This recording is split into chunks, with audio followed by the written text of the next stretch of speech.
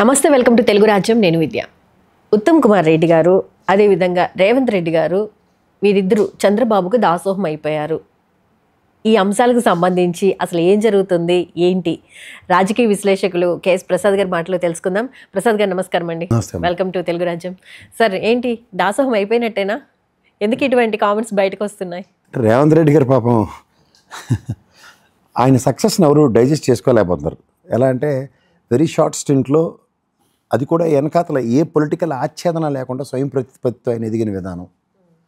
ఉత్తమ్ కుమార్ రెడ్డి గారికి నీటిపారుదల శాఖ మీద ఎప్పుడూ అవగాహన లేదు. ఎందుకంటే కేసీఆర్ గారు ఆ రోజు పవర్ పాయింట్ ప్రజెంటేషన్ ఇచ్చిన రోజు ఆయన నిజంగా ఒక అపోజిషన్గా నిలబడి నిలువెత్తు మనిషిగా ఉండుంటే ఈ కాళేశ్వరం ప్రాజెక్టు మీద వాటి మీద ఇలాంటి అంబిగ్యూటీస్కి చాలా ఎయిర్ క్లియర్ అయ్యి ఉంది. సో అలాంటప్పుడు ఏమవుతుందంటే అనువుగా దొరికారు కాబట్టి టటర్గా 4 మాటలు ఇసిరియవచ్చు. ఇప్పుడు బసకచర్ల ఏదో ప్రాజెక్టుకి కేంద్ర ప్రభుత్వాన్ని కన్విన్స్ చేశారు. ఇక్కడ వీళ్ళు ఏం చేస్తారు, వాళ్ళు ఏం చేస్తారు అన్నది నడుస్తుంది. అన్నీ అయినప్పుడు చూద్దాం. ఎందుకంటే ఏదైతే అవ్వదో దాని మీద విపరీతమైన చర్చలు జరిగిపోతూ ఉంటాయి. ఇప్పుడు దానికడ ఒక సామెత ఉంటుంది, మొదటిదానికి దిక్కులేదంటే కడదానికి కళ్యాణం అని. ఇప్పుడు మనకి పోలవరంకి వాళ్ళకి కూడా ప్లాన్ ఆఫ్ యాక్షన్ ఏంటి, దాని కన్క్లూషన్ ఎలా ఉంటుంది, స్పాన్ ఆఫ్ 1-2 ఇయర్స్లో ఏమవుతుంది మన దగ్గర. దీనికి ప్యారల్గా బసకచర్ల నదుల అనుసంధానం, అలా దాన్ని దీంతో కలిపితే దీన్ని తీసుకొచ్చి ఈ నీళ్ళతో ఆ నీళ్ళతో ఇందికి మాకు ఈ కన్ఫ్యూజన్లు టైం వేస్ట్ కక్క ఇంకేముంటుంది చెప్పు దీంట్లో. అప్పుడు దాంట్లో ఏమవుతుంది, పొలిటికల్ అన్నమాట. రేవంత్ రెడ్డి గారు అయితే చంద్రబాబు నాయుడు ఏమనలేడు కాబట్టి అందుకనే తెలంగాణకు అన్యాయం చేసేస్తున్నాడని ఒక నెరేటివ్, ఇటు నుంచి వీళ్ళు ఒక ఫెయిలర్, అట్నుంచి ఆశ్చర్యం మేమేంటని చెప్పి ఉత్తమ్ కుమార్ రెడ్డి గారు బసకచర్ల విషయంలో కేంద్ర ప్రభుత్వంకి ఆల్రెడీ మేము లెటర్ రాసాం, జరగని పని జరిగితే ఒప్పుకోము. అసలు ఇది ఏంటది, వీళ్ళెల్లో ప్రజెంటేషన్. ఇప్పుడు నేను కంపెనీ పెడతానని బ్యాంక్ వాడికి లోన్కి వెళ్ళి ఒక ప్రపోజల్ ఇస్తాను, ఆ నా క్రెడెన్షియల్ చూసి ఇది అవుతుంది అవుదని నా మొఖాన్ని ఇసురు కొడతారు 2 రోజుల్లో. సో దాన్ని బట్టి అయినప్పుడు మాట్లాడవలసిన విషయాలు వదిలేసి, అయినప్పుడు అంటే పార్లల్గా దీనికి యాక్సెప్టెన్స్ వస్తుంది, డిపిఆర్ యాక్సెప్ట్ అయింది, ఇలాంటి అన్ని దగ్గర నుంచి తెలంగాణ నుంచి డిసెంట్స్ ఏమున్నాయి. ఇప్పుడు ఒక వాటర్ నిధులు నియామకాల మీద రాష్ట్రం ఏర్పడింది ఇక్కడ తెలంగాణ. సో ఈ నీటి నిష్పత్తులు ఈ రోజుకి కూడా ఇప్పటికీ తేలలేదు ఎపెక్స్ బాడీల్లో. కొత్తగా ఇంకో కొత్త సమస్య తీసుకొచ్చి నెతికి పెడితే ఇప్పుడు గోదావరి కృష్ణా ట్రిబ్యునల్స్ ఈ రోజుకి కూడా కేరంబీలు ఏమైనా తేల్చి మనకి ఉద్ధరించి ఊళ్ళు వెళ్తున్నాయా, ఏమీ లేదు. సో ఇవన్నీ దృష్టిలో పెట్టుకుని ఇటు తిప్పి అటు తిప్పి ఓ పక్క రేవంత్ రెడ్డి గారి మీదను ఉత్తమ్ కుమార్ రెడ్డి గారి మీద చంద్రబాబు నాయుడు గారు ఒక ట్రయాంగిల్ ఫైట్ పెట్టి వీళ్ళకి ఒక చర్చ తీసుకొస్తే ఇది కొన్నాళ్ళు కాలక్షేపం. అసలు సముద్రంలోకి వెళ్ళిపోయే నీళ్ళని వాడుకుంటే తప్పేముంది సార్? ఎప్పుడూ తప్పు కాదమ్మా. ఇప్పుడు మాకు కృష్ణానది ప్రకాశం బ్యారేజ్ గేట్లు ఎత్తారంటే తీసుకెళ్ళి డైరెక్ట్గా బంగాళాఖాతంలో కలుపుతాయి. మాకు కట్టమనంటే తోల ప్రాజెక్టులు రెండు కదన్నామా. ఇప్పుడు పోలవరం కడుతున్నారు, ఎందుకు ఆపుతున్నారు, ఎందుకు కంటిన్యూ అవ్వట్లేదు, ఎందుకు కంప్లీట్ అవ్వట్లే? ఎన్ని ఆంధ్రప్రదేశ్ రాష్ట్రం సస్యశ్యామలం అవుద్ది, ఏమి ఎందుకు చేయరు?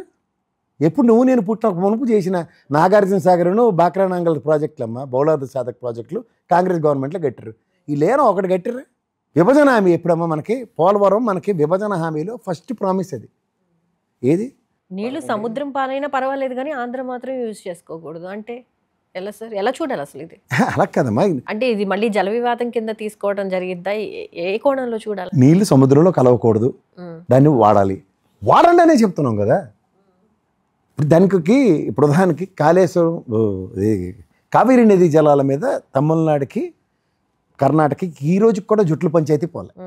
దానికి కునుకునక్క మీద తాటి పంటలకి ఇప్పుడు మధ్యలో తెలంగాణ ఆంధ్రప్రదేశ్ విభజించారు. మనం అన్నదమ్ముల్లో ఇడిపోయాం కాదని ఎపెక్స్ బాడీ ఇచ్చిన నిష్పత్తుల్లోనే మనం ఈ రోజుకి 11వ సంవత్సరం కూడా పల్లెత్త మాట మారకుండా బతుకుతున్నాం. అవునా కదా? పోనీ ఎపెక్స్ బాడీ ఏమైనా ఉద్ధరిస్తుందా? కేంద్ర జలవనరుల శాఖ మంత్రి వచ్చి వాళ్ళు మీకు పోలవరం 2 రోజులు ఈ కంప్లీట్ చేయడానికి ఇది నా డిపిఆర్, ఇది దీని ప్రకారం నేను ముందుకెళ్తున్నాను ఒక్కరో చెప్పాడా?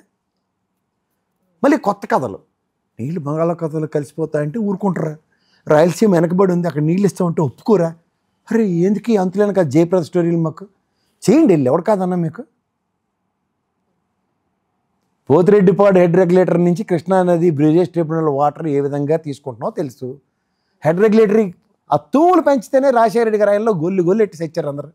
ఇటు రాయలసీమ మొత్తం తీసుకెళ్ళిపోతారు నీళ్ళని. ఏది తుఫాన్ వచ్చినప్పుడు ఎక్సెస్ వాటర్ ఏదైతే ఉందో మిగులు జలాలు పట్టుకెళ్ళడానికి, దానికే క్లారిటీ లేదు ఇప్పటికీ. సస్తనం ఇప్పటికే దాని మీద. తెలంగాణ ఓ మాట అంటుంది, ఆంధ్రప్రదేశ్ ఓ మాట అంటుంది. ఆ ఎయిర్ క్లియర్ చేయడానికి ఎపెక్స్ బాడీకి ఈ రోజుకి సత్తువు లేదు. రాష్ట్రంలో ఆ రోజు సమైక్య రాష్ట్రంలో ఉన్న ప్రాంతాలను కూడా పరిరక్షించుకోవాలని నిస్సాయ స్థితిలో మనం ఉన్న దగ్గర ఇవాళ బసకచర్ల పోలవరం పలానా రేటికి కంప్లీట్ అయ్యి ఈ పెట్టకథలు మాకెందుకు? 91,000 కోట్ల పైచీలకి డిపిఆర్ ఇచ్చారు. ఇంకో బోలాద్ర సాధక ప్రాజెక్ట్, దాన్ని ఎందుకంటారు పొండుకు తెలియదట వెనకటికాడు బూర్లు ఉండవు పిల్లవ అన్నట్టు అలాగ ఉంది. ఓకే, అంటే మళ్ళీ ఏపీ తెలంగాణ ఇష్యూస్ని రైజ్ చేయడం ఎవరు అదే చెప్తున్నాను, కాలక్షేపానికి తెరలేపుకుంటే మనం ఏం చేయాలి, అసలు పని కన్నా కొసర విషయాలు చర్చించుకోవాలి. ఇప్పుడు ఈ రాష్ట్రం విభజించారు, ఎపెక్స్ బాడీ ఉందమ్మా. ఈరోజు నీటి సమస్యలు కాకపోతే నాగార్జున సాగర్లో 2 ప్రభుత్వాలు, 2 సార్లు కేసీఆర్ ఉన్నాడు అనుకుందాం, అక్కడైతే ఒకసారి తెలుగుదేశం ఒకసారి వైఎస్ఆర్సీపీ కదా, 2 ప్రభుత్వాలను కర్రలట్టుకుని వచ్చి నాగసార్లో బొర్ల బొర్రలు కొట్టుకునే అంత పరిస్థితి వచ్చిందా లేదా?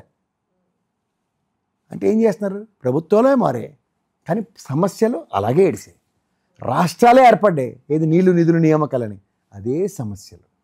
మరి ఎందుకు రాష్ట్రాలు ఎరగొట్టారు? మరి కేంద్ర ప్రభుత్వం, ఫెడరల్ సిస్టము, రాజ్యాంగము, కేంద్ర ప్రభుత్వానికి వీటో పవర్స్ ఇన్ని చెప్పేసి మీరే ఎడగొట్టేసి మీరే రాజధానిని డిసైడ్ చేసి ఏంటి చేస్తున్నారు? కొత్త సమస్య తెచ్చి మన ఎత్తికెడతారు భాస్కర్చర్ల. ఎవరిని ఫస్ట్ పార్టీ ఎవరిది కన్విన్స్ చేయవలసింది? తెలంగాణని. కృష్ణానదిలో వాటాలు, గోదావరిలో వాటాలు, కావేరీలో ఇవి, కృష్ణానది నుంచి పెన్నాకి వచ్చే వాటర్ ఇది, ఇవన్నీ చెప్తే ఎవడు ఊరుకుంటారు? ఎవడు ఊరుకోడు.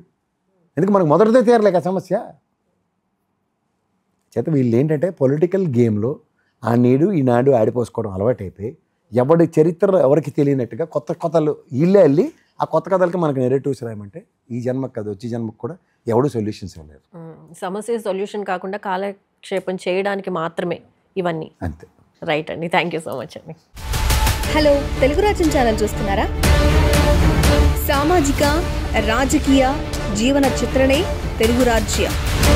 అతిశయోక్తులు అసత్యాలు ఉండవు. రాజకీయ కోణం కాదు, ప్రజా కోణమే కొలబద్ద. తెలుగు రాజ్యం వీక్షణ మీ ఉత్తమ అభిరుచికి నిదర్శనం.